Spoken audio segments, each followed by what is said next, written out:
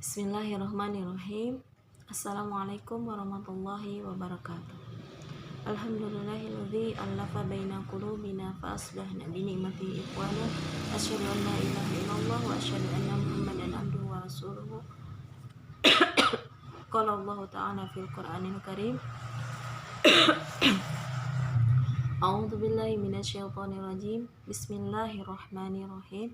Ya ayyuhal muddatsir qum fa'anzir wa rabbaka fakabbir wa thiyabaka fatahhir warrujza fahjur wa la tamnun tastakthir wa li rabbika fasbir fa idza nukira fin naqur fadzalika yawma idzi yawmun asir ala al-kafirina ghairu yasir. Sadaqallahul azim wa sadaqa rasulul karim wa nahnu ala dzalika minasyahidin. Amma ba'du. Alhamdulillah, pada kesempatan pagi kali ini kita semua masih diberikan nikmat oleh Allah Subhanahu wa taala, nikmat iman, nikmat Islam, dan nikmat kesehatan. Di masa pandemi ini, masa pandemi yang sangat berkepanjangan ini, tentunya kita semua tidak mudah untuk melewatinya, ya. Jadi kita semuanya berada dalam kondisi yang serba dilematis, ya. Semuanya serba terbatas, kemudian semuanya serba kekurangan, dan juga semuanya mungkin serba ketidaknyamanan, ya. Ini semuanya terjadi, dan Allah berikan semuanya ini tidak semata-mata Allah memberikannya kecuali melainkan untuk supaya hambanya bisa lebih bersyukur lagi, supaya hambanya lebih bisa menikmati apa yang ada, mensyukuri apa yang ada terutama, ya. Jadi kita semua benar-benar harus ekstra bersabar, harus ekstra tahan, ya, harus ekstra lebih menguatkan diri lagi, mau baik jiwa maupun secara ruhi, ya. Dan terutama dalam kondisi seperti ini kita harus lebih dikuatkan adalah ruhiyah kita, ya, yaitu keimanan kita. Tanpa ruhiyah yang kuat, tanpa keimanan yang kuat, maka jasadnya pun akan lemah dan jasadnya pun akan mudah rapuh, ya. Namun ketika iman kita kuat, ketika kita sekuat baja, ya, diterpa apapun gitu, ya, maka akan tetap tegak gitu, ya, akan tetap istiqomah dalam menjalani apa yang Allah berikan kepada kita. Nikmat Allah itu tidak berupa yang kesenangan saja, ya, atau kebahagiaan saja, tapi nikmat yang Allah berikan ini adalah juga berupa musibah, berupa ujian, ya, berupa sakit. Itu adalah nikmat, ya. Namun tergantung kita yang menyikapinya. Jika kita bersyukur, maka Allah akan tambahkan apa yang Allah berikan kepada kita. Namun sebaliknya, jika kita kufur atau mengingkari apa yang sudah Allah berikan, maka Allah akan menghilangkan, dan bahkan dalam Al-Quran disebutkan inna azabi lasyadid, sungguhnya adabku atau siksaanku sangat kuat. Itu, ya, makna dari bersyukur kepada Allah Subhanahu wa taala. Baiklah, hadirin semua, di sini saya ingin membagi atau ingin men-sharingkan ilmu yang sedikit, ya, yang bisa saya sharingkan kepada Anda semua, yaitu kajian tentang surat tafsir Al-Mudatsir, ya. Dimana mungkin di sini kita semua sudah sangat hafal, ya, dengan surat Al-Mudatsir ini, ya, karena sudah tidak asing lagi, ya. Bahkan banyak di antara kita yang cepat dan mudah sekali untuk menghafalnya, karena di samping ayat-ayatnya yang pendek juga mudah difahami, ya, gitu. Nah, namun lebih dari itu, ta'amul kita terhadap Al-Quran itu harus lebih lagi gitu, daripada hanya sekedar membaca dan menghafal, gitu, ya. Tapi ketika kita bisa memahaminya, mendalami artinya secara lebih jauh lagi, gitu, ya, maka kita akan sangat merasakan dauk, ya, akan sangat merasakan rasa dari bahasa atau ayat yang kita baca ini, gitu, ya. seperti itu. Nah, di sini saya tidak akan berpanjang kata, langsung saja ya. Untuk yang pertama dari penamaan surat Al-Mudaththir ini, oh ya sebelum kita lanjutkan, saya memakai kitab tafsir Al-Munir ya, karangan dari Wahbah Zuhaili. Tafsir Al-Munir ini merupakan tafsir kontemporer. Jadi bukan tafsir-tafsir klasik ya, seperti Ibnu Katsir. Di sini ada ya Ibnu Katsir, kemudian tafsir Jalalain gitu ya. Itu adalah tafsir klasik ya. Namun tafsir Al-Munir ini karangan dari Wahbah Zuhaili ini merupakan tafsir kontemporer. Kenapa saya memakai kitab ini gitu ya, memakai tafsir ini, karena bahasanya mudah difahami, kemudian mudah dicerna, dan banyak di akhir setelah pembahasan tafsirnya di sini ada dijelaskan tentang fiqhul ahkam wal hayat ya. Jadi ibroh ya, atau pelajaran yang bisa diambil dari pemahaman tafsir ini untuk kehidupan kita sehari-hari ya. Selain itu di permulaan kajian di sini sangat rinci sekali ya gitu. Di sini disebutkan tentang penamaan surat ya, penamaan surat itu kenapa dinamakan surat Al-Mudaththir gitu ya. Kemudian berikutnya adalah kaitannya atau munasabah lima qablaha, kaitannya surat Al-Mudaththir dengan surat yang sebelumnya. Nah, di sini dijelaskan, dan subhanallah ternyata subhanallahnya ulama-ulama yang terdahulu itu gitu ya, atau ulama-ulama yang soleh ini gitu ya, ketika membahas atau ketika mengkaji Al-Quran dan hadis itu sangat-sangat mendalam gitu ya, sampai sedetil ini gitu ya. Kaitannya dengan surat yang sebelumnya, apakah memang ada gitu kaitannya dengan surat yang sebelumnya, padahal yang kita tahu mah seperti itu saja. Mungkin urutan surat itu berdasarkan wahyu dari Allah saja gitu ya. Yang pertama mungkin Al-Alaq, kemudian yang selanjutnya gitu ya. Nah, padahal ternyata setelah dikaji oleh para ulama ahli tafsir, ternyata memang ada gitu ya. Dan setelah kita kaji, oh iya ternyata benar. Nah, mungkin kita semua juga belum tahu ya tentang hal itu. Kemudian setelah itu mashtamalat alaihi surah, apa yang tercakup ya, apa isi kandungan dari surat itu gitu ya. Kemudian berikutnya adalah fadluha, keutamaan dari surat itu ya. Nah, makanya kita ketika ingin mengetahui beberapa keutamaan dari surat-surat dalam Al-Quran, maka di sini ya, di tafsir Al-Munir ini kita bisa membacanya gitu ya. Setelah itu ada asbabun nuzul ya. Asbabun nuzulnya, kenapa surat ini, kronologis turunnya kenapa gitu ya. Setelah itu baru ke tafsirnya. Sebelum tafsir ada dibahas ke tafsirnya. Nah, di tafsirnya pula gitu ya, ada beberapa rinciannya. Di antaranya adalah tentang i'rab. Nah, ini i'rab ini kaitannya dengan ilmu bahasa Arab ya. Dimana kenapa memakai kata ya ayyuhan nas, kenapa memakai ya ayyuhalladzina amanu, seperti itu dikaji dengan ilmu i'rab namanya di dalam bahasa Arab. Kemudian setelah itu ada al-mufradat al-lughawiyah ya. Jadi arti kosakata yang harfiahnya, yang per katanya gitu ya. Jadi dibahas di sini ya. Berikutnya adalah ada tafsir wal bayan ya, tafsir secara globalnya gitu. Di akhir tadi sudah saya sebutkan, ini yang saya menarik dari kitab ini adalah fiqhul hayat awil ahkam ya. Jadi ibroh atau ilmu yang bisa kita dapat dari kajian tafsir setiap suratnya di dalam kitab Al-Munir ini. Baiklah, seperti yang sudah tadi disebutkan, untuk yang pertama adalah tentang penamaan dari surat itu sendiri ya. Kenapa dinamakan dengan Al-Mudaththir? Al-Mudaththir ini summiyat suratul Mudaththir liftitahiha bihadzal wasfi alladzi wasafa bihi Nabi sallallahu alaihi wasallam. Tafsir ini ya, surat Al-Mudaththir ini dibuka dengan mensifati terhadap Nabi sallallahu alaihi wasallam. Aslul Mudaththir al-Mutadaththir. Dan asal kata dari al-mudaththir adalah al-mutadaththir ya, yang artinya wa huwallazi yatadatsaru bi thiyabihi liyanami aw liyustadfa ya, yaitu sesuatu yang bisa menutupi, yang melindungi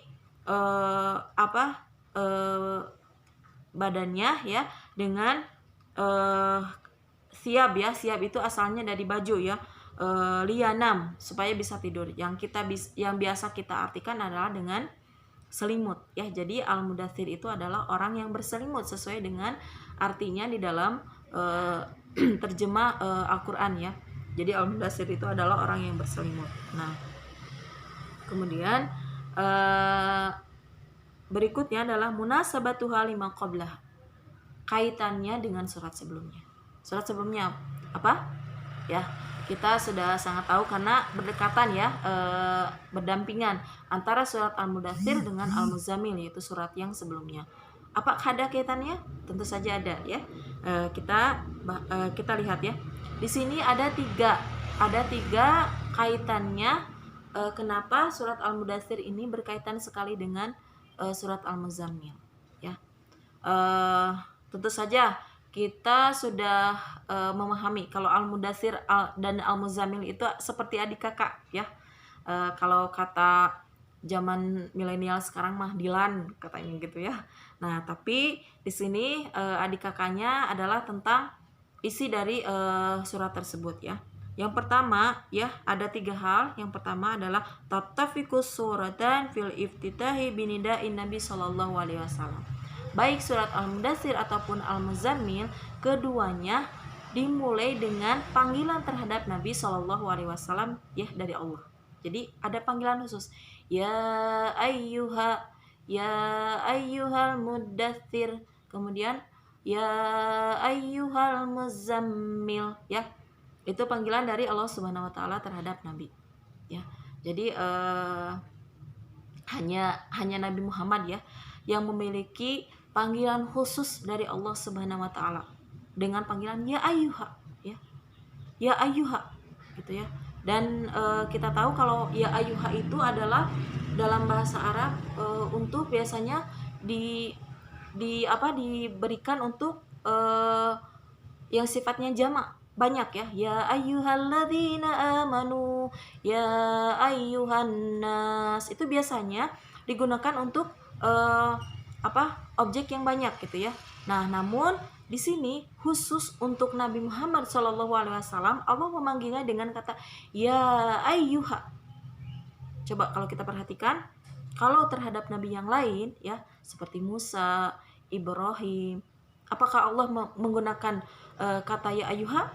Tidak ya. Tapi Allah memanggilnya dengan kata langsung ya Musa, ya Harun ya. Kemudian ya Ibrahim, seperti itu. Ini khusus panggilan spesial untuk Nabi Muhammad SAW. Karena Allah sangat menspesialkan Nabi ya, adalah Nabi kita ya, Nabi sampai akhir zaman. Makanya umatnya pun spesial ya. Umatnya pun spesial di mata Allah Subhanahu wa taala.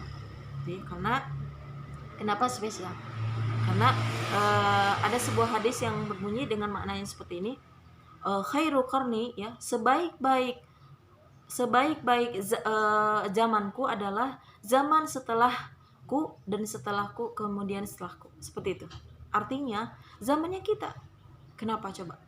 Karena di zaman kita ini sudah tidak memiliki referensi atau rujukan yang sangat akurat seperti zamannya umat-umat terdahulu ya. Umat-umat terdahulu kaumnya Ad, Tsamud gitu ya, itu ada nabinya tersendiri ya. Nah, kemudian kalau Nabi Muhammad ini karena sudah sama Allah sudah dijanjikan ini adalah nabi yang terakhir dan tidak akan ada nabi lagi setelah Nabi Muhammad, maka umat yang setelah Nabi Muhammad ini adalah umat yang sangat spesial ya. Ya kita ini gitu ya. Karena tadi kita harus berhukum, kemudian kita harus mengambil kebijakan-kebijakan dalam agama gitu ya, secara mandiri tanpa ada rujukan yang sahih gitu, tanpa ada rujukan yang akurat seperti Nabi Muhammad gitu. Nah, kalau di zamannya Nabi itu, ketika semua umatnya, semua sahabatnya mempunyai permasalahan, maka semuanya diadukan langsung kepada Nabi gitu ya. Jadi masih masih bisa di masih bisa apa? Masih bisa di kesahihannya masih bisa terjaga gitu.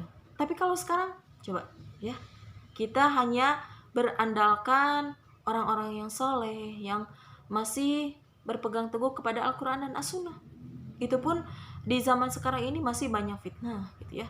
Orang-orang yang seperti itu masih di belakangnya masih fitnah, sehingga ketika fitnah itu datang gitu ya, maka setidaknya ada kontroversi ya, ada pro dan kontra gitu ya. Nah, di sisi inilah gitu ya, umatnya Nabi Muhammad yang di akhir zaman ini adalah umat yang sangat spesial, umat yang sangat dibanggakan gitu ya, karena ujiannya pun sangat spesial gitu ya. Nah, makanya kita sebagai umatnya Nabi yang di akhir zaman ini gitu ya, semoga kita senantiasa mendapatkan hidayah dari Allah Subhanahu wa taala, keistiqomahan gitu ya, untuk selalu menjalankan sunnah-sunnahnya Nabi, dan juga tentu saja kita selalu menjalankan apa yang diperintahkan oleh Allah Subhanahu wa taala dalam kitabnya, yaitu Al-Qur'an. Nah, lanjut ya. Tadi untuk kesamaan antara surat Al-Muzammil dengan Al-Mudaththir, yang pertama adalah panggilan yang spesial untuk Nabi Muhammad, yaitu dengan lafaz ya ayyuha. Kemudian yang kedua adalah tattafiqus suratan liftitahya sadara kiltaihima nazil fi qissatin wahid. Jadi keduanya memiliki kisah yang sama. Al-Mudaththir dan Al-Muzammil sama-sama memiliki kisah tentang pertama kali turunnya wahyu terhadap Nabi Muhammad SAW. Ya. Kemudian yang kedua, budi atis surah as-sabiqah bi amri qiyamil lail. Ya, kalau surat Al-Muzammil ini perintah diawali dengan perintah untuk qiyamul lail. Ya ayyuhal muzammil ya ayyuhal muzammil qumil laila illa qalila. Ya, jadi setelah panggilan terhadap Nabi itu adalah perintah untuk qiyamul lail atau tahajud. Nah, kalau Al-Mudaththir ini ya ayyuhal mudaththir qum fa'anzir ya. Jadi perintah untuk berdakwah ya. Kalau Al-Muzammil itu perintah adalah untuk apa? Untuk dirinya sendiri ya, untuk pemenuhan ruhiyahnya sendiri, itu dengan qiyamul lail ya. Karena kita tahu dengan qiyamul lail itu adalah kesempatannya kita semua hamba Allah untuk lebih dekat kepada Allah, untuk mencurahkan segala isi hati kita, kemudian juga untuk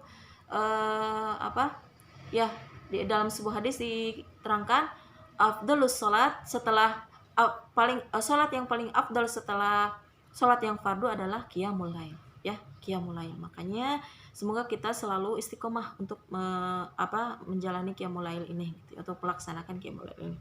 Nah, kalau Al-Mudaththir setelah panggilan terhadap Nabi, kemudian Allah memerintahkan Nabi untuk indar ya, untuk memberikan peringatan. Peringatan di sini nanti ada di tafsirnya ya, peringatan terhadap orang-orang kafir tentunya gitu ya. Nah, itu ketiga keterkaitan antara surat Al-Muzammil dengan Al-Mudaththir yang sebelumnya mungkin kita tidak ketahui, ternyata setelah dikaji, oh iya ternyata ada gitu ya kaitannya. Jadi tidak semata-mata Allah mengurutkan urutan surat itu kalau di dalamnya tidak ada saling keterkaitan antara satu dengan yang lainnya gitu ya. Nah, baiklah, kita lanjut dengan mastamalat alaihi surah. Apa yang terkandung dalam surat Al-Muzammil Al-Mudaththir ini gitu ya. Nah, tadammanat as-surah irsyadat lin Nabi sallallahu alaihi wasallam fi bad'i da'watihi. Salah satu kandungan dari isi surat Al-Mudaththir ini adalah petunjuk-petunjuk atau arahan-arahan terhadap Nabi Shallallahu Alaihi Wasallam untuk berdakwah kepada orang kafir atau kepada non Muslim, gitu ya. Nah, ini di sini di surat Al-Mudaththir ini. Wa tadidat li za'imi min zu'ama isyirki ya wa awsafi jahannam, dan ancaman-ancaman bagi orang-orang kafir atas kekufuran mereka, gitu ya. Dan tentu saja kalau akhir dari mereka adalah neraka jahanam ya. Nah, ini isi surat dari surat Al-Mudaththir ya. Kemudian berikutnya bada'atis surah bitaklifin nabi bil qiyami bidda'wah ila rabbih wa indaril kufar. Tadi sudah disebutkan awali surat ini adalah untuk taklif ya, taklif atau tugas terhadap nabi dengan dakwah terhadap orang kafir atau orang yang syirik kepada Allah Subhanahu wa taala. Summa wasafat yaumal qiyamah ar-rahib asyadid ya. Kemudian Allah pun di sini mensifati hari kiamat atau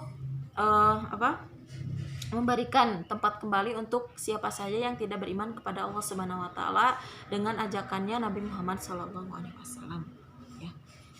Nah, kemudian berikutnya adalah fadluha ya, keutamaan dari surat Al-Mudaththir ini. Sabata fi sahihil Bukhari an Jabir annahu kana yaqul awwalu syai'in nuzila minal Qur'an ya ayyuhal mudaththir ya. Jadi ini sudah tetap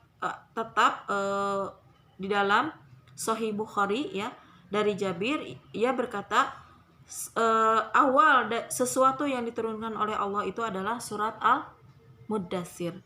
Wa khalafahu al-jumhur fadhahabu ila anna awal al-Qur'an nuzulan qauluhu ta'ala Iqra. Nah, namun ini hanya pendapat dari Jabir ya, salah seorang perawi hadis.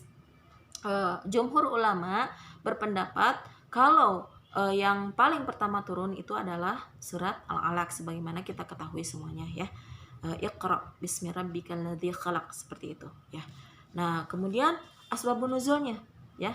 Di sini asbabun nuzul dari surat Al-Mudaththir adalah akhrajal Bukhari an Jabir bin Abdullah qala haddatsana Rasulullah sallallahu alaihi wasallam faqala jawarat bihira falamma qadaitu jiwari habitat funuditu fanazartu an yamini falam ara syai'an wa nadatu an shimali falam ara syai'an. Ya, di sini dikeluarkan dari, yang mengeluarkannya adalah Imam Bukhari ya, dari Jabir bin Abdullah. Ia telah berkata, Nabi menceritakan ya, ini haddatsana ya, haddatsana, Nabi menceritakan kepada kami, yaitu para sahabat ya, tentang cerita diturunkannya wahyu.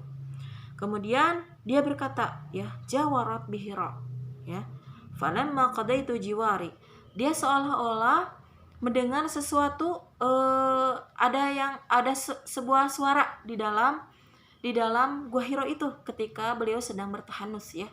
Kemudian habitu fanuditu ya. Kemudian dia sedikit naik ya. Kemudian aku memanggilnya, kata Rasulullah. Fanadhartu an yamini, kemudian aku melihat di sisi kananku. Falam ara syai'an, tetapi aku tidak melihat sesuatu apapun gitu ya. Wa nadhartu an shimali falam ara syai'an, kemudian aku pun melihat di sisi kiriku, tapi tetap tidak melihat sesuatu apapun. Wa nadhartu amami falam ara syai'an, kemudian aku menengok ke belakang, lalu tetap aku tidak mendapatkan sesuatu apapun di belakang. Wa nadhartu khalfi ya, di depan, tadi yang di depan ya, kemudian sekarang di belakang, aku melihat di belakang, maka falam ara syai'an, aku pun tidak mendapatkan sesuatu apapun. Farafa'tu ra'si, kemudian aku menengadahkan kepalaku ke atas. Fara'aitu syai'an, maka aku melihat sesuatu. Fa'ataitu Khadijah.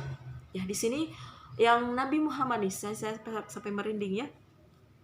Yang Nabi Muhammad lihat ketika beliau menengadahkan ke atas itu adalah malaikat.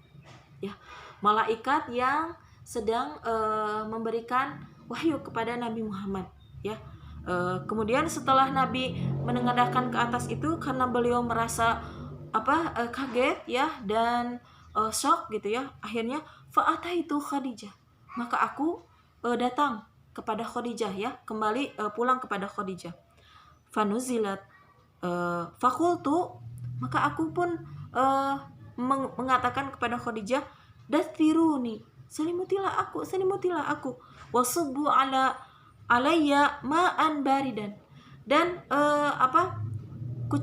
kucurkan aku air yang dingin. Jadi saking mungkin kalau dalam aliran listrik mah meledak gitu ya, saking panasnya, saking shocknya, saking kagetnya menerima wahyu dari Allah Subhanahu wa taala tersebut gitu ya.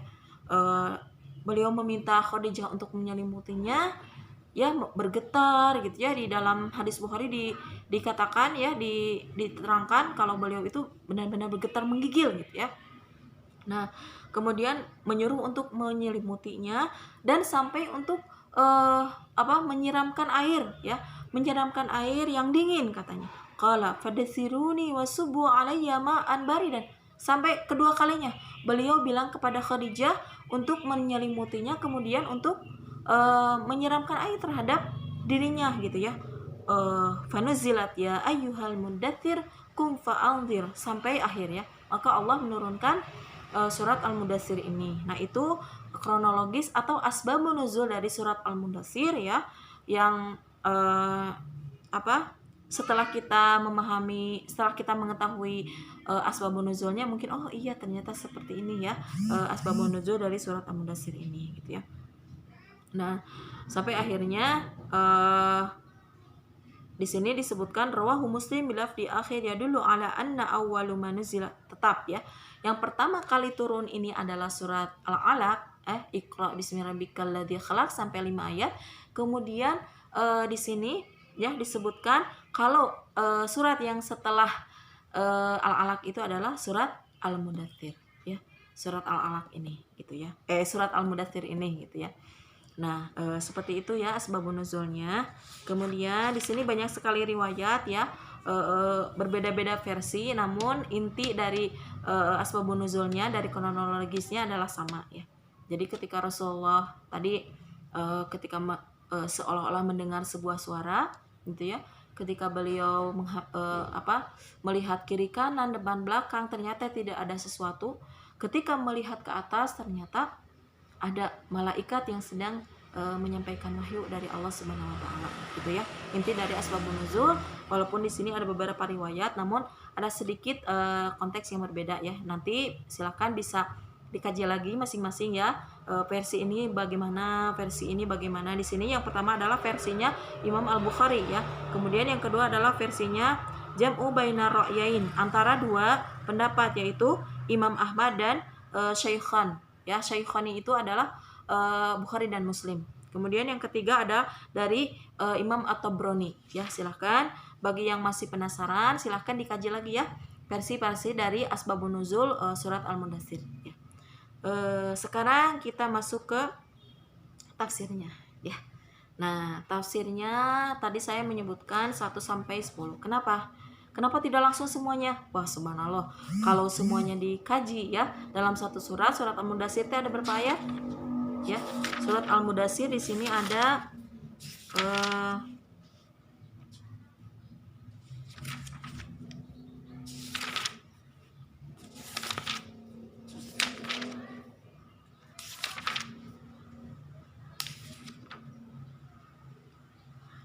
ada 56 ayat.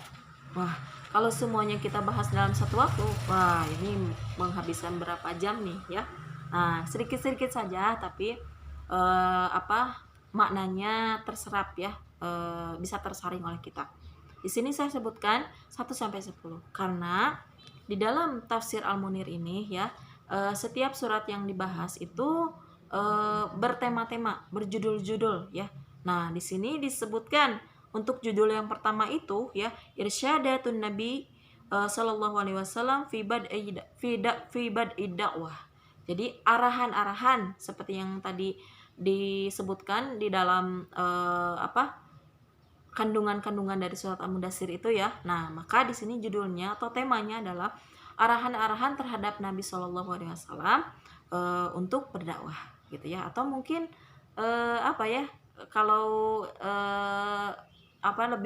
lebih berkembang lagi mah mungkin retorikanya gitu harus seperti apa gitu ya. Namun ya kita mengenal ya dulu kalau Nabi itu berdakwah retorikanya berdasarkan wahyu dari Allah gitu. Jadi apa yang Nabi katakan, apa yang Nabi lakukan itu semuanya berdasarkan petunjuk-petunjuk dari Allah Subhanahu wa taala. Ya, makanya tadi saya katakan di awal gitu ya.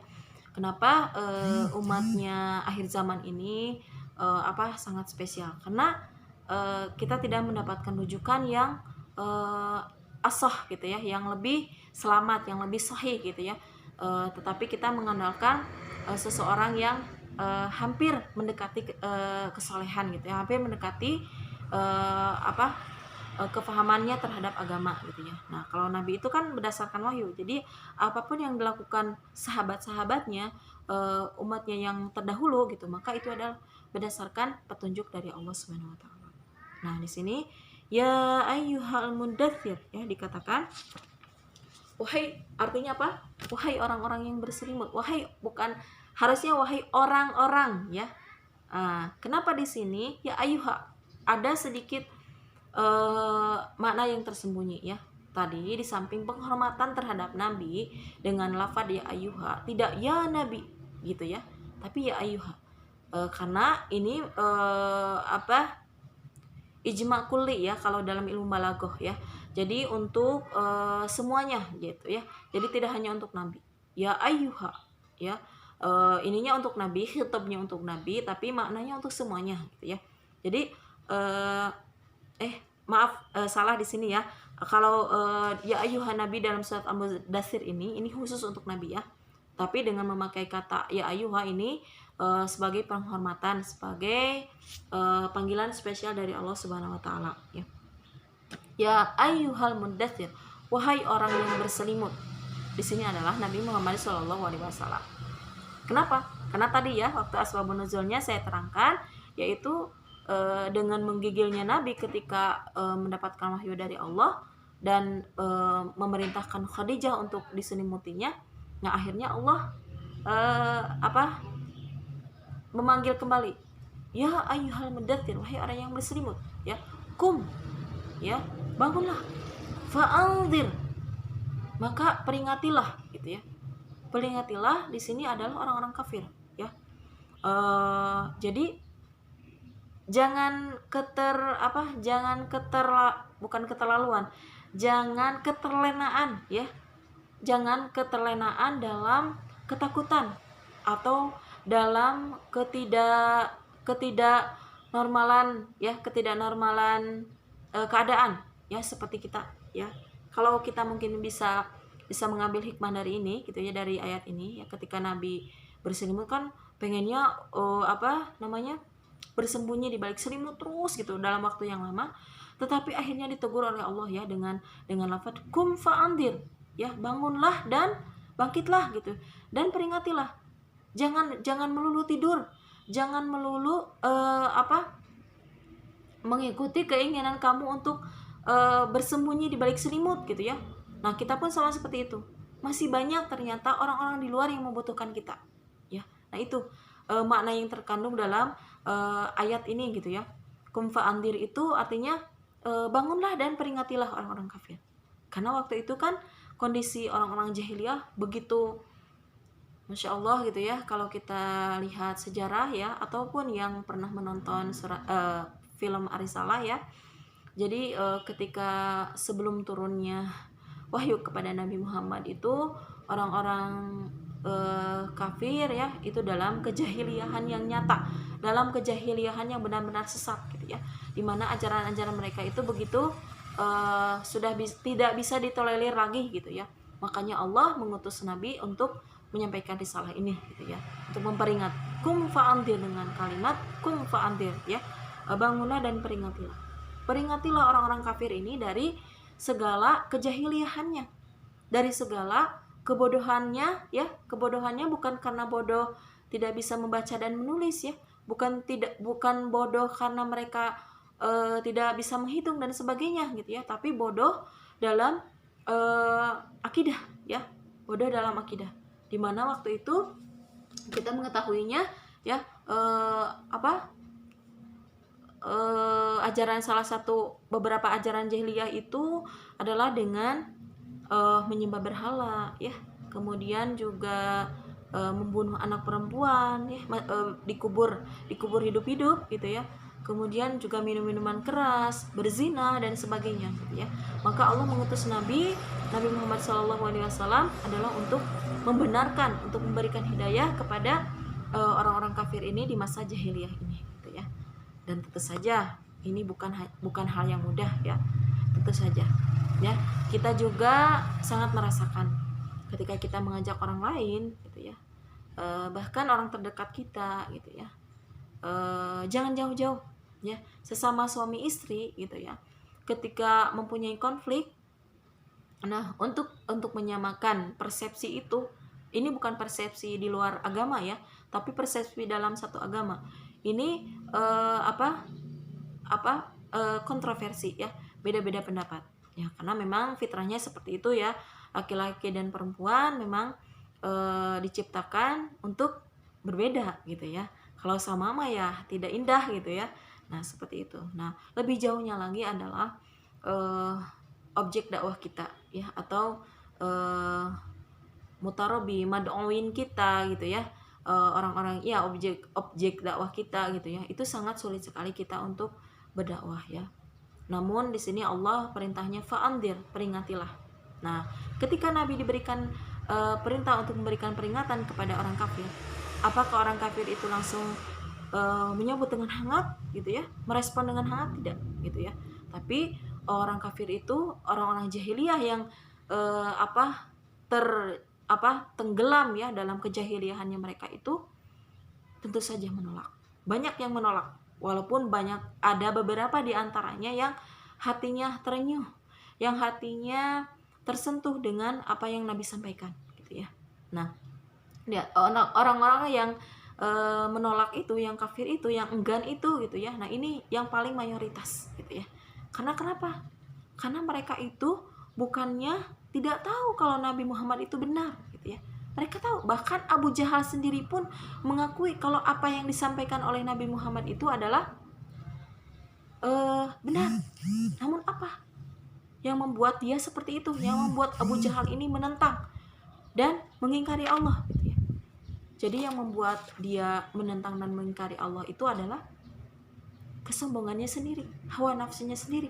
Nah sekarang pun sama seperti itu ya, di antara politisi-politisi hukum, hakim gitu ya, kemudian orang-orang yang ada di legislatif ya, kemudian yang orang-orang yang ada di atas kita ya, di dalam pemerintahan itu, bukan berarti mereka tidak tahu mana yang benar, mana yang salah, mana yang hak, mana yang batil, bukan berarti gitu ya. Tetapi karena mereka itu lebih ke hawa nafsu ya, lebih mementingkan, mengedepankan hawa nafsunya sendiri dibandingkan kebenarannya dari Allah gitu ya. Ya, itu ya. Jadi mau sebagaimanapun kita menerangkan, menjelaskan dengan dalil yang sangat sahih pun gitu ya. Bahkan Al-Qur'an ini adalah dalil yang paling sahih gitu ya. Tidak ada yang bisa, sudah diakui, tidak ada yang bisa merubah Al-Qur'an walau satu huruf pun gitu ya. Karena saking luar biasanya bahasa Al-Qur'an ini gitu ya. Nah, mereka itu tidak bisa gitu ya dinasehati karena dengan kesombongannya, keangkuhannya gitu ya, hawa nafsunya yang lebih mendominasi. Dan ketika hawa nafsu lebih mendominasi itu dari siapa? Dari setan ya, dari setan. Karena setan itu lebih, kata orang Sunda mah bedas gitu ya. Jadi benar sekali, ketika setannya klasteri gitu ya, maka yang dihadapinya pun orang klasteri gitu ya. Ketika setannya kelas kakap, maka yang dihadapinya adalah orang-orang yang kelas kakap juga gitu ya. Jadi di sini peperangan antara kita ya sebagai hamba Allah gitu ya, dengan makhluk Allah yang lainnya, yaitu setan gitu ya, yang dengan kesombongannya ya. Kalau kita urut kronologisnya, kenapa ada orang-orang yang sombong, yaitu dari setan itu sendiri. Setan ketika di surga ya, sama ketika Adam dan Hawa pun ada di surga, bersamaan dengan itu Allah pun sama menciptakan setan, iblis ya, yang tadinya iblis itu taat ya, taat kepada Allah. Namun dengan kesombongannya, karena apa? Karena beliau merasa lebih unggul. Khalaq tahu min tin wa khalaqtani min nar ya.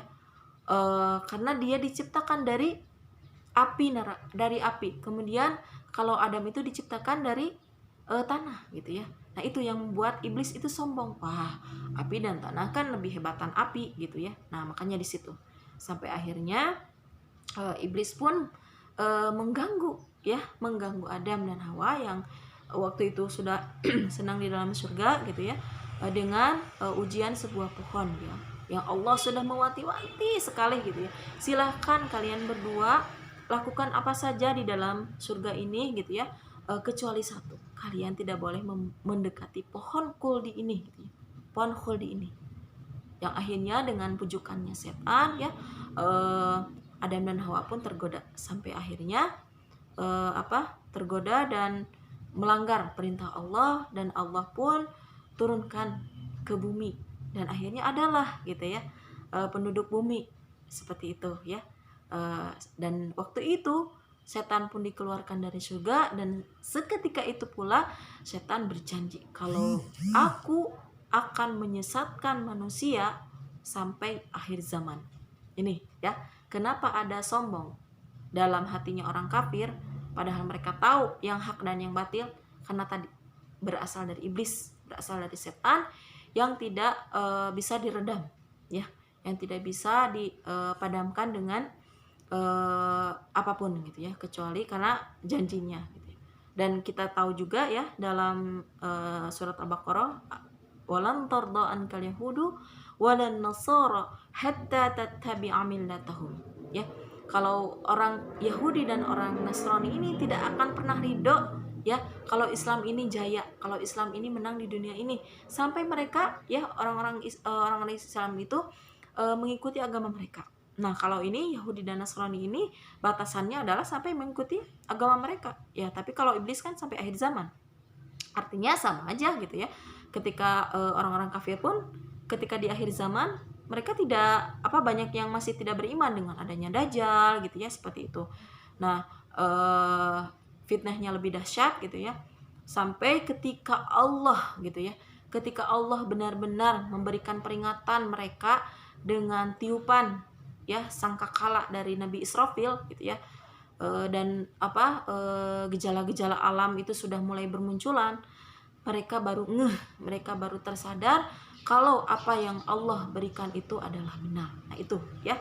Jadi di sini fa'andir di sini bukan sesuatu yang mudah kita untuk berdakwah kepada orang lain, itu seperti itu. Nabi Muhammad pun sama gitu ya.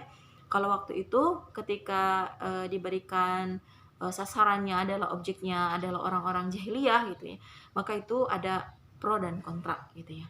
Kemudian kita lanjutkan ke ayat yang kedua ya, wa thiyabaka fatahhir, dan ya ini perintah adalah dan bajumu maka sucikanlah, itu artinya ya. Ini adalah perintah untuk membersihkan secara fisik ya, yaitu pakaian kita gitu ya, kemudian tempat sholat kita gitu ya. Karena apalah artinya kita sholat sehusyuk apapun ketika di dalam jasad kita ya, yaitu baju kita, kemudian tempat yang kita pakai untuk sholat itu adalah kotor, bukan kotor ya, tapi najis, ada najisnya gitu ya. Maka mayan fash gitu ya, tidak akan berpahala apapun gitu ya. Nah, di sini perintah Allah terhadap Nabi untuk membersihkan secara fisik ya, untuk bersih-bersih ya. Namun di sini juga Imam Qatadah ya mengatakan aitahharuha minal ma'asi wal dzunub ya. Jadi mempunyai arti yang majazi ya.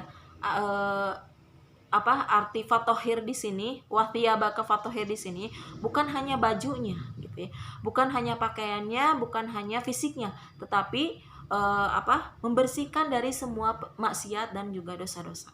Nah, di sini di akhir ini ya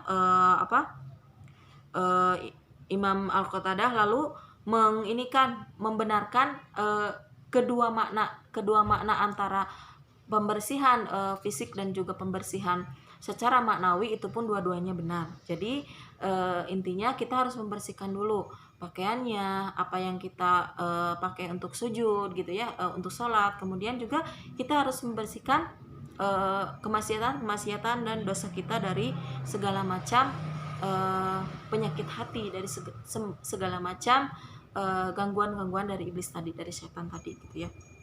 Jadi keduanya saling membenarkan ya. Kalau misalnya salah satunya kita tidak dibersihkan ya, tidak membersihkannya, maka ya itu tadi gitu, akan ada ketimpangan ya. Nah, karena sholat sendiri itu pun sudah menjadi menjadi jaminan. Inna sholata tanha anil fahsya wal munkar ya. Sesungguhnya sholat itu adalah mencegah dari perbuatan keji dan munkar. Jika misalnya banyak di antara kita yang setelah sholat ya, bahkan sholatnya khusyuk, kemudian masih ada kita melakukan perbuatan keji dan munkar ya, kemaksiatan, maka kita dipastikan itu harus dicek kembali, ada apa gitu ya, ada apa dengan sholat kita, ada apa dengan segala sesuatu yang mendukung sholat kita gitu ya. Pokoknya segala sesuatunya kita harus cek, kita harus evaluasi itu, seperti itu ya. Karena tadi Allah mah tidak akan salah gitu ya, sudah menjamin, sudah dipersiapkan sedemikian rupa dengan sholat itu, maka akan mencegah dari keji dan munkar. Kenapa seperti itu? Karena kalaupun misalnya orang yang benar-benar imannya kuat gitu ya, ketika setelah sholat lalu melakukan kemaksiatan, dia akan malu, dia akan merasa bergetar gitu ya, dia akan merasa berdosa, akan seperti itu. Namun jika seseorang yang ketika melakukan kemaksiatan atau dosa-dosa ya, dia tidak akan merasa sensitif ya terhadap dosa itu sendiri gitu ya, jadi lempeng-lempeng saja gitu ya. Nah itu perbedaannya antara ketika kita misalnya melakukan kemaksiatan itu masih diberikan rasa malu, rasa takut, kemudian bergetar gitu ya karena saking salahnya, nah maka itu adalah hidayah dari Allah gitu ya. Jadi artinya Allah masih menyayangi kita. Namun ketika kita lempeng-lempeng saja gitu ya, tanpa ada rasa apapun gitu ya, bahkan rasa bersalah pun tidak ada gitu ya, nah itu berarti Allah sudah membiarkan kita dalam kemaksiatan. Nauzubillah min dzalik ya. Jika sampai sedemikian rupa, maka nauzubillah, kita semoga terhindar dari hal yang seperti itu gitu ya. Tadi ayat yang kedua adalah wa thiyabaka fatahhir, adalah perintah untuk membersihkan lahir dan batin kita gitu ya. Kemudian ayat yang ketiga warrujaza fahjur, ay itraq al asnam wal authan fala ta'budha fa inna sababul adabi ya. Tinggalkan semua berhala-berhala ya, untuk perintah untuk meninggalkan semua berhala-berhala, yaitu adalah ini perintah untuk tidak menduakan Allah ya, tidak musyrik terhadap Allah ya. Bagaimanapun sesuatu yang diduakan itu pasti nggak enak ya. Nah maka sama halnya dengan Allah gitu ya, Allah pun tidak mau diduakan gitu ya, karena Allahu Ahad gitu ya, Allah sudah benar-benar tunggal gitu ya, tidak mau diduakan gitu ya. Dan kita pun sebagai hambanya wajib untuk tidak musyrik kepada Allah. Nah di sini perintah adalah untuk meninggalkan semua berhala-berhala yang ada ya. Kalau kita ketahui gitu ya, orang-orang jahiliyah itu sangat-sangat kental dan sangat-sangat benar berpegang teguh terhadap berhala itu ya. Dan mereka punya nama-nama sendiri dan fungsi-fungsinya tersendiri ya, seperti dalam surat surat jin ya, ada Manat, Lata, wal Uzza gitu ya, wa Ya'uq wa Nasra, itu semua adalah di zamannya Nabi Nuh ya. Oh itu bukan surat jin tapi suratnya Nuh ya. Di zamannya Nabi Nuh itu ada yang namanya Ya'uq, Yaguth, Nasra gitu ya. Ada berhala yang bernama itu. Kemudian di lain di lain surat ada yang dinamakan Lata wal Uzza, kemudian juga ada Hubal gitu ya, seperti itu. Itu nama-nama dari berhala-berhala mereka yang masing-masing punya fungsinya tersendiri. Misalnya Yaguth adalah dewa untuk atau Tuhan untuk memberi rezeki, seperti itu.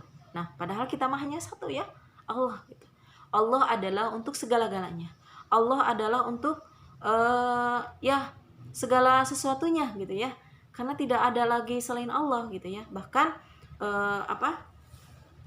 orang-orang yang terhebat sekalipun yang ada di dunia ini, ketika diberikan ujian ya, ketika dihadapkan dengan sebuah teguran dari Allah, tidak berdaya ya, tidak berdaya gitu ya.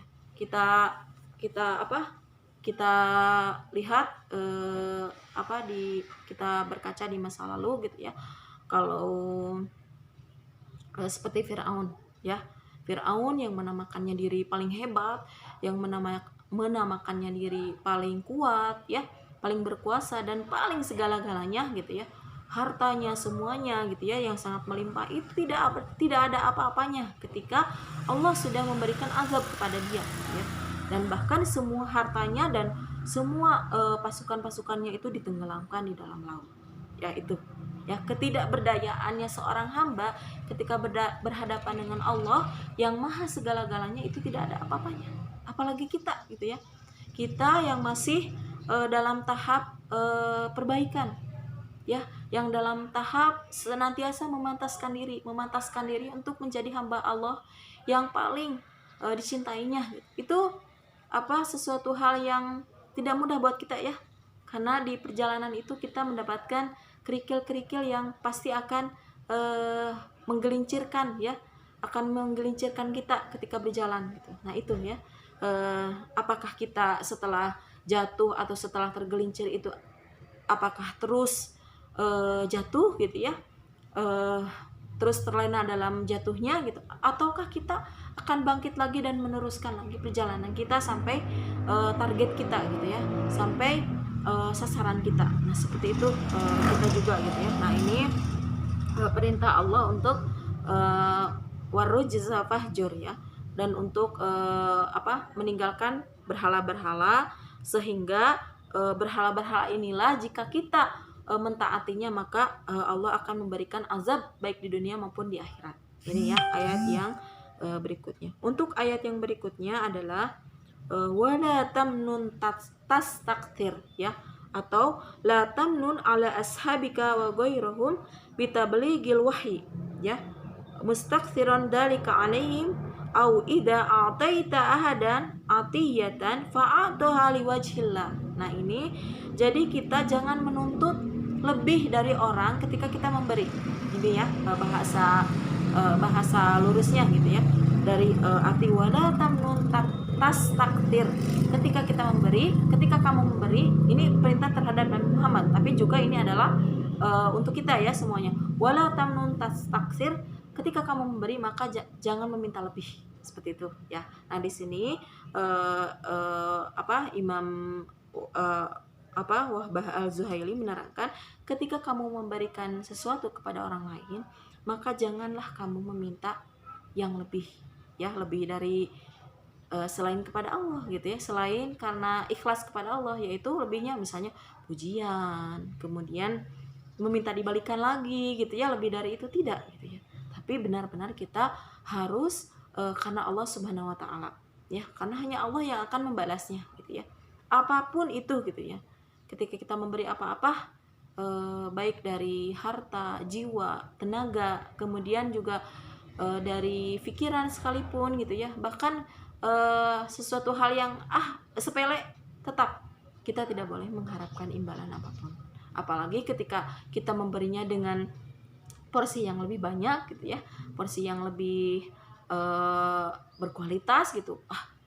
Saya bersedekah nih, tapi sedekah saya ini sangat banyak, misalnya 1 miliar gitu ya, seperti itu. Nah, lalu dia mengharapkan sesuatu dari orang lain. Apa contohnya? Misalnya dia mengharapkan ingin dipuji sebagai seorang dermawan. Nah, maka sedekahnya ini, infaknya ini mayan fash ya, tidak akan ada apa-apanya di mata Allah Subhanahu wa taala. Ketika sedikit pun sudah tercemari dengan riya, dengan ujub gitu ya, dengan sombong dan sebagainya, maka sedekah yang kita berikan itu tidak akan ada apa-apanya di mata Allah Subhanahu wa taala. Seperti itu. Kemudian ayat yang selanjutnya adalah wali rabbika fasbir ya, dan terhadap Tuhanmu maka bersabarlah. Nah, artinya di sini adalah ij'al sabaraka ala adahum liwajhi rabbika azza wajalla. Tadi kita harus bersabar, kita harus tahan dengan dengan celaan, dengan apa, balasan-balasan dari orang yang kita dakwahi, dengan balasan yang tidak baik ya, seperti halnya Rasulullah ya, tadi di awal turunnya wahyu kita lihat gitu ya, mulai dari ucapan gitu ya, Rasulullah disebutkan kahin, seorang apa seorang dukun, kemudian Rasulullah disebutkan kadzab gitu ya, seorang pendusta dan sebagainya, seorang sahir, seorang penyihir juga ya, tetap Rasulullah istiqomah, tetap Rasulullah berada dalam petunjuk Allah Subhanahu wa taala ya. Nah, kita pun sama ya. Kita ketika mendapatkan adza ya, mendapatkan celaan atau hinaan dari orang yang kita dakwahi, maka fasbir, bersabarlah gitu ya. Karena siapa tahu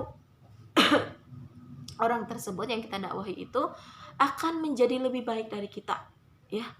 Ini ingat ya, ini banyak terjadi ya, orang yang mendakwahi, yang menasehati orang lain yang belum hijrah, yang belum dapat hidayah, akan lebih baik dari kita gitu ya.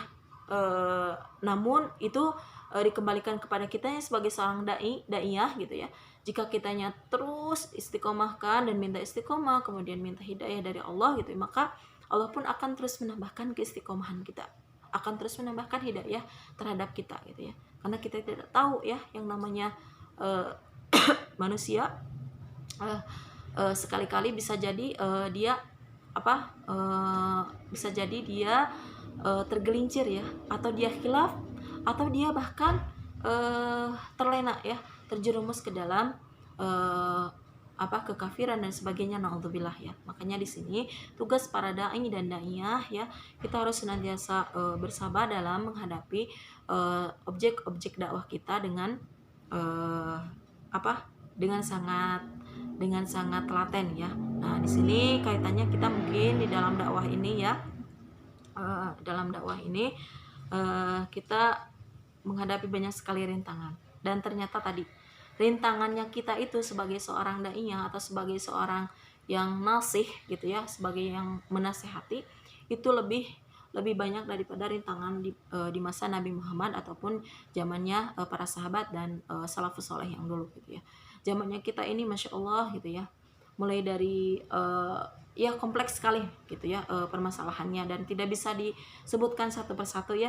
Kita semuanya sudah pada memahaminya, mengetahuinya, bahkan musuh menjadi kawan, kawan menjadi musuh itu sudah terjadi di kalangan kita ya, saling mencibir gitu, padahal kita sama tujuannya adalah Allah ya.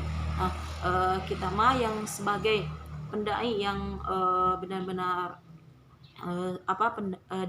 dai dan daiyah yang benar-benar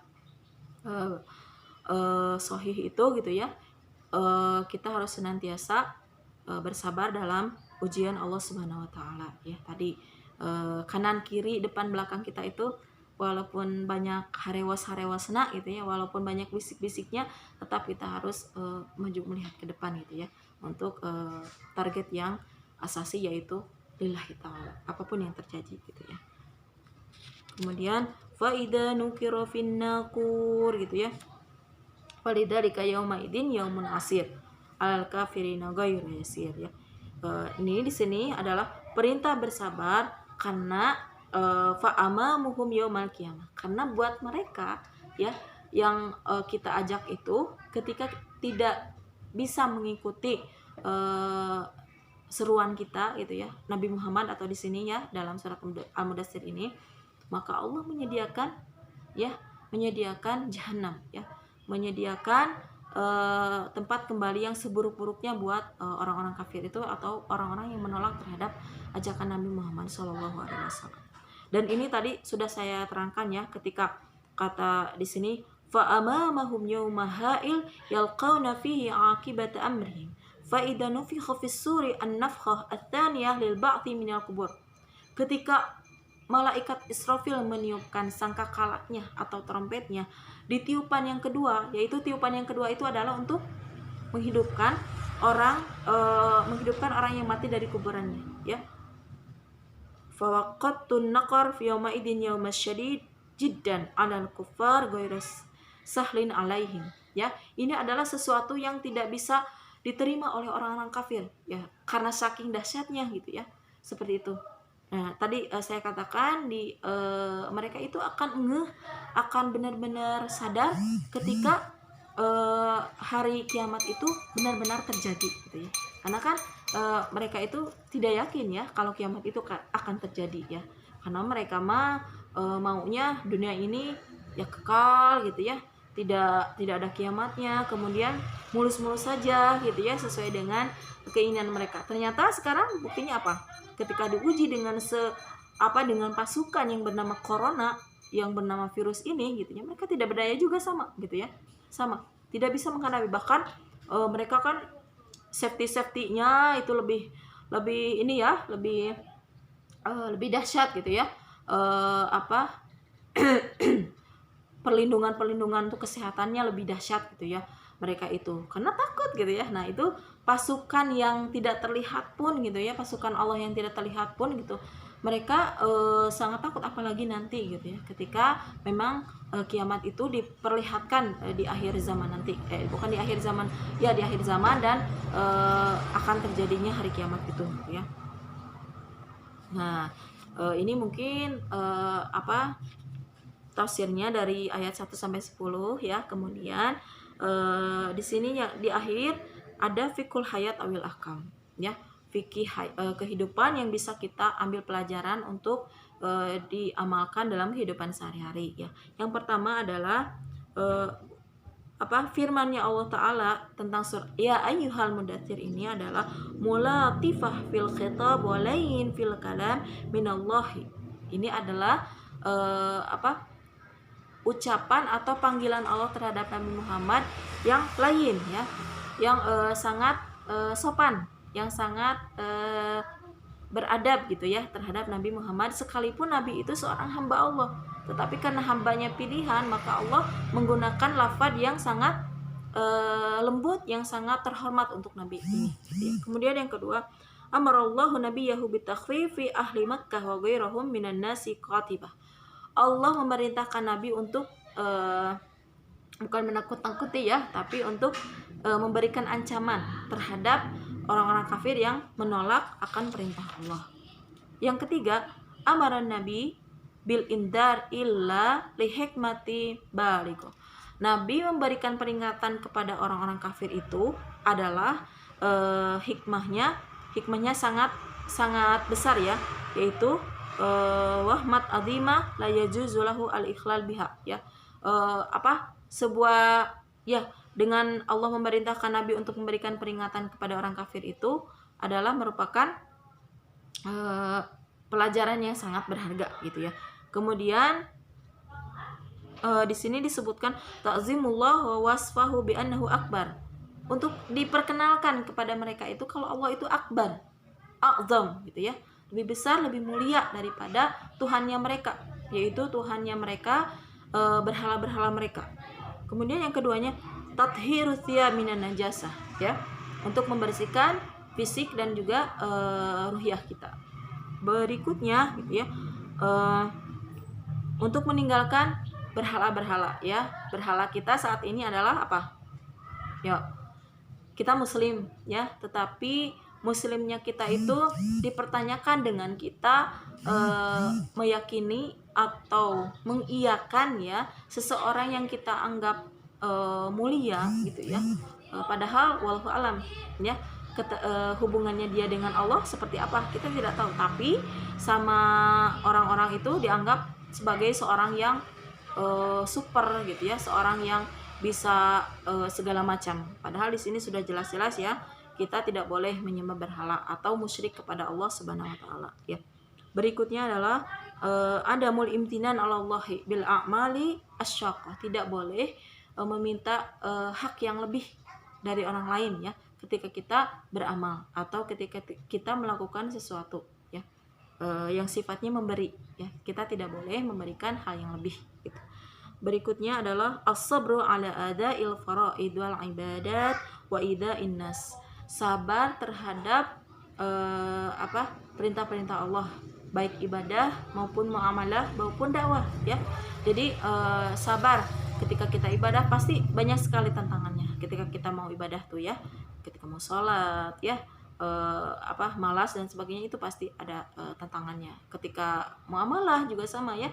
Ketika kita berinteraksi untuk jual beli saja gitu ya. Sekarang di mana-mana sudah marak sekali yang namanya ribawi gitu ya, yang namanya kredit dan sebagainya. Apakah itu teh bukan suatu tantangan, ujian buat kita? Itu teh suatu tantangan ya. Apakah kita teh mau bersabar dengan apa yang ada ya? Kita kalau ingin sesuatu menunggu aja gitu ya. Menunggu ketika Allah memberikan porsinya yang lebih. Lalu jangan kita melakukan sesuatu hal yang dibenci Allah ya. Sekarang kan covernya banyak ya, riba itu covernya banyak gitu, yang tanpa kita sadari kehidupan sehari-hari kita itu berkaitan dengan itu dengan itu sangat erat gitu ya. Kita tanpa sadari ya, kredit ya, pinjaman bank dan sebagainya ya. Ini maaf ya, ini mungkin sangat sensitif ya, tapi saya di sini adalah mengingatkan kita semuanya sama, untuk diri saya juga gitu ya, untuk keluarga saya gitu ya. Semoga kita selalu istiqomah ya dalam beribadah kepada Allah, bermuamalah gitu ya. Karena tadi banyak sekali cover-cover yang menjurus kita untuk tidak taat kepada Allah, dan ini harus sangat hati-hati ya. Kalau bisa mah tadi konsepnya syukuri apa yang ada gitu ya. Ketika yang tidak ada ya, jangan dicari gitu ya. Nanti malah seperti liriknya dalam lagu Raihan ya, apa yang ada kita cari, kemudian apa yang ada sering dihiraukan gitu ya, apa yang tiada kita cari gitu ya. Nah seperti itu, kita semoga tidak menjadi yang seperti itu, tapi kita mensyukuri apa yang ada dan bagaimana supaya apa yang ada itu bisa lebih sangat bermakna gitu ya buat kita tafakuri gitu ya. Nah kalau ditafakuri ternyata kita mendapatkan sehat saja ya di masa yang seperti ini gitu ya, di zamannya pandemi ini gitu ya, itu adalah sesuatu yang sangat berharga ya. Kita sehat saja itu adalah sesuatu sangat berharga gitu ya, apalagi kalau misalnya kita diberikan karunia yang lain-lainnya, kita masih normal ketika makan, ketika berpakaian dan sebagainya, itu adalah sesuatu hal yang lebih, mau nyari apa lagi gitu ya. Nah kalau yang yang belum kita dapatkan itu insya Allah gitu, nanti Allah akan memberikan porsinya gitu ya. Bersabar dengan apa yang ada, bersabar terhadap ibadah, muamalah, dan juga terakhir dakwah ya. Nah dakwah kita mengajak orang lain, termasuk saya mungkin ya, saya di sini ketika memberikan ilmunya tentang tafsir Al-Muzammil ini gitu ya, ketika mengajak semuanya untuk meninggalkan sesuatu hal yang dibenci Allah gitu ya, dalam cover apapun gitu ya, dalam ibadah dan muamalah, maka di sini ini adalah ujian untuk saya gitu ya, ujian untuk saya, dan semoga tidak menjadi kabura maqtan innallahi antaqulu ma la taf'alun gitu ya. Semoga ini pun sangat bermanfaat untuk saya pribadi dan juga yang ada di sekeliling saya gitu ya. Wallahu a'lam bishawab. Mungkin hanya ini yang bisa saya sampaikan untuk semuanya. Mudah-mudahan di lain kali kita bisa melanjutkan tafsir surat Al-Mudaththir dari ayat 11 sampai ayat berikutnya gitu ya. Akhirul kalam, wassalamualaikum warahmatullahi wabarakatuh.